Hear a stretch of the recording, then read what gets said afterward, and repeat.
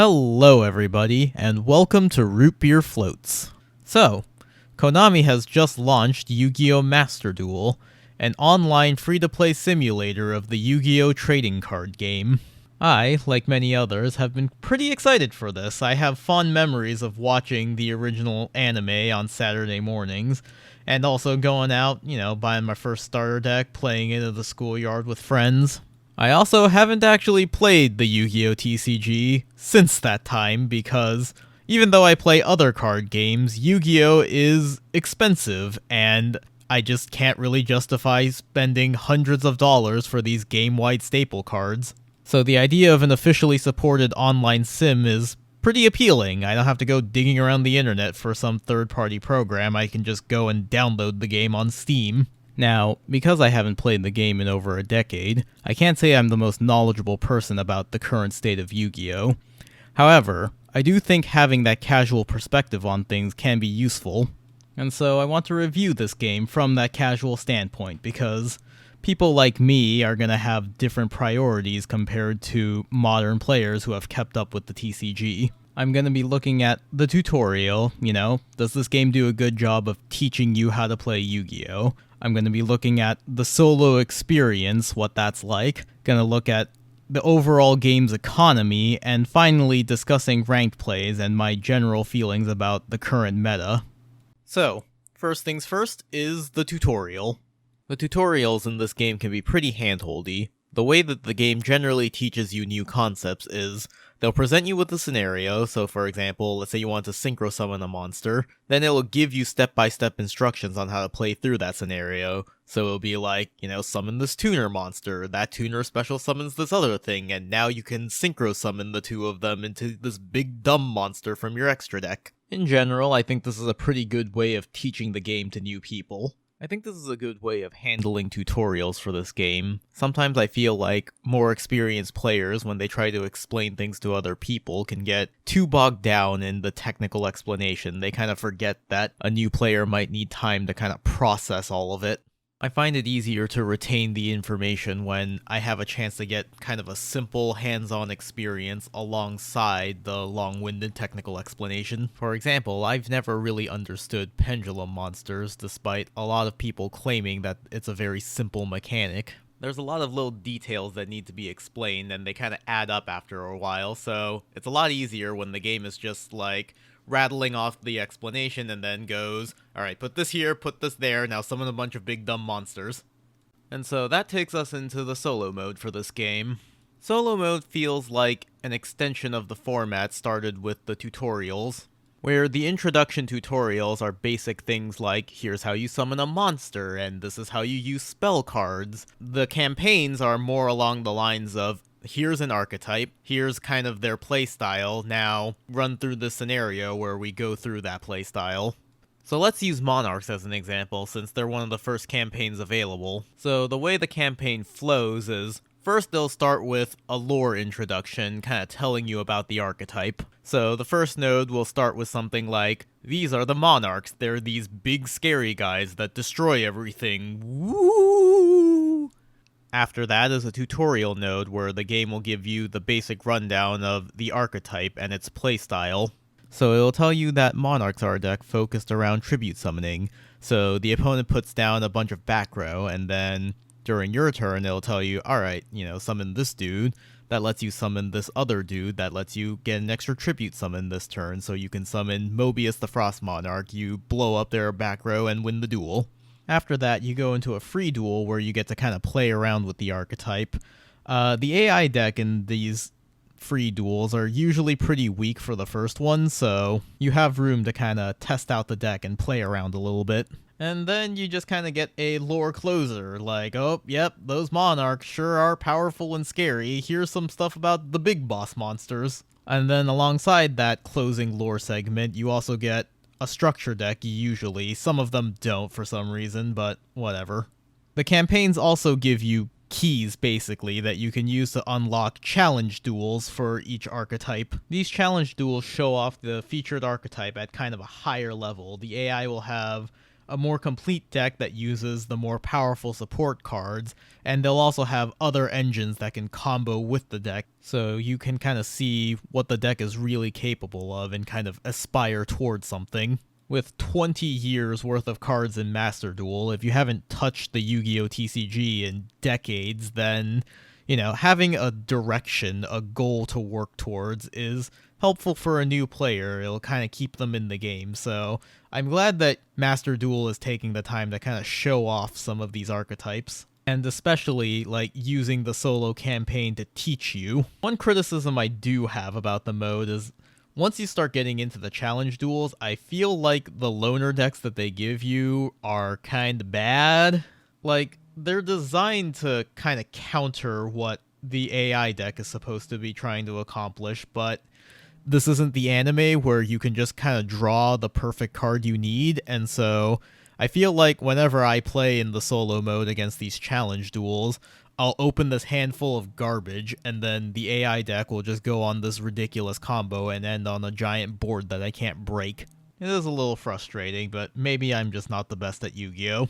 Aside from that, which is mostly a nitpick, I do feel like the solo mode is kinda missing something to keep me in the game. There isn't really any kind of proper story campaign outside of these archetype introductions. There's no AI tournaments you can do. There isn't even a Legacy of the Duelist style thing where you go through the anime stories. I just feel like casual players who kind of know the reputation of modern Yu-Gi-Oh! Might be afraid to jump straight into PvP gameplay, so having some more solo stuff to do could keep them in the game. But at the end of the day, whether or not those kinds of features get implemented is ultimately beholden to how much money Konami makes off of this game. So, let's talk about this game's economy. As a free-to-play game, Master Duel obviously has its own currency in the form of gems, and you can use gems to buy packs as well as various vanity items like field designs, little monster partners that cheer you on from the sides, deck sleeves, profile pictures, etc. The game also features a battle pass which can be bought with free gems. The game does make a distinction in the shop between free and paid gems, although so far I haven't seen anything in the game that actually cares about that. Anyways, the Premium Battle Pass awards out 600 gems, which is currently how much it costs to buy the Battle Pass, so it's one of the good ones that refunds you the currency, so you could theoretically buy it infinitely if you play enough. It also gives you a decent amount of crafting material, not a whole lot, but, some, more than you would have not having the Battle Pass. Overall, I think the Battle Pass is not bad. You can just buy it with the free currency they give you at the start, and then theoretically maintain it indefinitely as long as you play regularly, so I don't really have any problem with that. It's basically just free extra materials, plus some cosmetics. Pass also levels up at a decent rate. Winning the game gives you about 2 levels or so. I haven't been playing the game super religiously, but I'm already about a third of the way through the pass. So I can't say if XP throttling comes in later down the line, but right now it seems like the battle pass overall is just pretty generous. So beyond all those kind of external system, there's also the actual card packs that you can buy. So the way that the card packs work is you have kind of a general pool of standard packs that look like they're going to rotate in and out every couple of months. And as you pull those packs, you're going to inevitably pull some high rarity cards that are highlighted in other secret packs. So when you get those, the secret pack will be available for purchase for a limited time. Aside from buying packs, you can also craft the cards using in-game materials. A card can be crafted for 30 mats or dismantled into 10 of the corresponding rarity. Like many free-to-play games at the start, Master Duel is being very generous right now. You'll get thousands of gems that you can use to buy several packs and kind of build up your collection. I think on average people have estimated you'll get about 3 or so competent decks with the materials you get at the start. That being said, I do think that generosity drops off once you're done spending that initial rush of money and you have built those kind of first 3. A lot of staple cards, both game-wide and archetype-specific, tend to be of the highest rarity, which puts a strain on your resources, especially if you're unlucky with your packs. The game does have special bundles to give you things like Solemn Judgment, Lightning Vortex, and Ash Blossom, along with 10 packs for each of those staple cards, which is neat. It's kind of the standard, obvious good deal bundle for a new player. Having spent a lot of that early flood already, I do feel my income slowing down significantly because now it's just a matter of missions, which are limited in nature, and just getting them through duels where you get like a couple at a time. There are also legacy tickets that are handed out at the end of duels. If you've played other gacha games, they're basically your free roll tickets that you use just to be able to pull the gacha, but most of the time they just get you useless garbage. They're basically just material fodder. So overall, my feeling about the game's economy is Like, I appreciate that the game has one of the good battle passes that you can renew basically indefinitely. I'm not a big fan of the secret packs. I think they're just obviously designed for, like, FOMO. Ooh, get these limited time packs right now, and with so many different cards in the game, it'll just confuse a new player and cause them to spend their currency poorly. The game gives you a decent amount of gems at the start for you to build out those couple solid decks that are the bedrock of your play, and then after that, there's not a whole lot of incentive to just make fun decks or kind of explore new archetypes because your income has slowed down so much. The game does have event duels as a tab that's to be announced, so, whenever we get those, it remains to be seen how that will affect the economy for cards. Finally, let's actually talk about the ranked PvP experience, the reason the majority of people are actually playing Master Duel. As of right now, the only mode of PvP is ranked. There's a listing for event duels, but that's coming soon, and then other than that, you have the option of player-made rules, but there are no custom rule sets as of right now.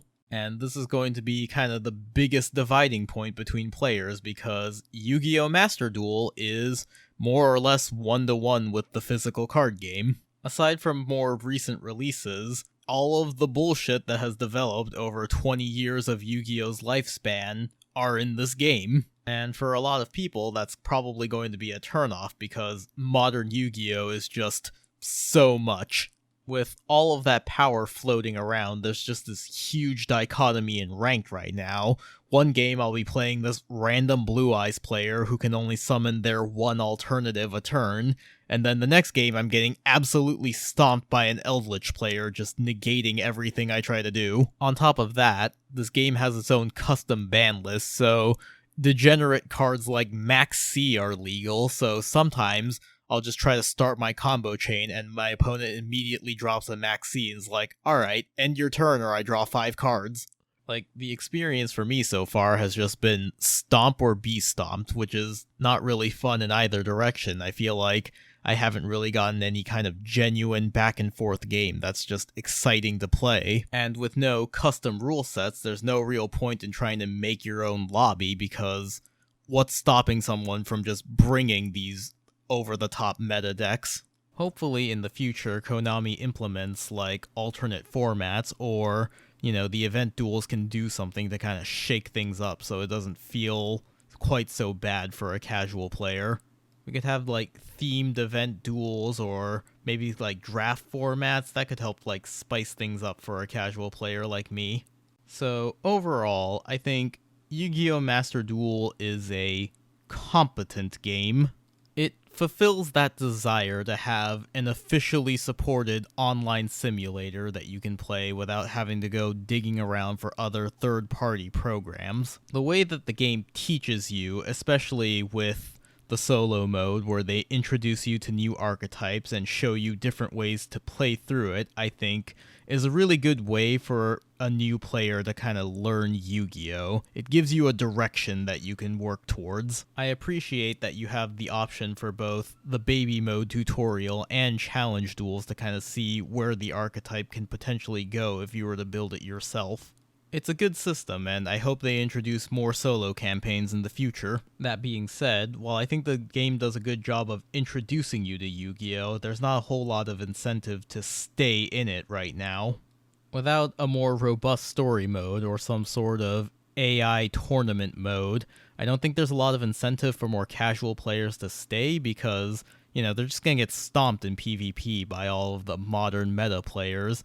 I think if we had some sort of AI tournament fight, even if it doesn't award any like new cards or materials or gems, like just being able to play the game and have fun, I think would make people happy and would keep them in the economy and potentially paying for the game. And maybe they'll gain the confidence to try out the PvP modes and, keep the player base alive. I hope that the future event duels can add something for those casual players, that spice that'll keep them in the game, but otherwise, I feel like the game will drop off pretty quickly with no new players wanting to get into the mess that is modern Yu-Gi-Oh! Personally, I will be keeping up, I think. It's not super duper hard to just pop in every now and then and play a couple of rounds just to kind of advance the battle pass and maybe get some good stuff. But I do hope Konami eventually implements some more casual friendly options for the game. So yeah, I think that's going to be it for this video. Thank you for watching, everybody. If you like the video, leave a like, comment, do all the things that make the YouTube overlords happy, and bye-bye.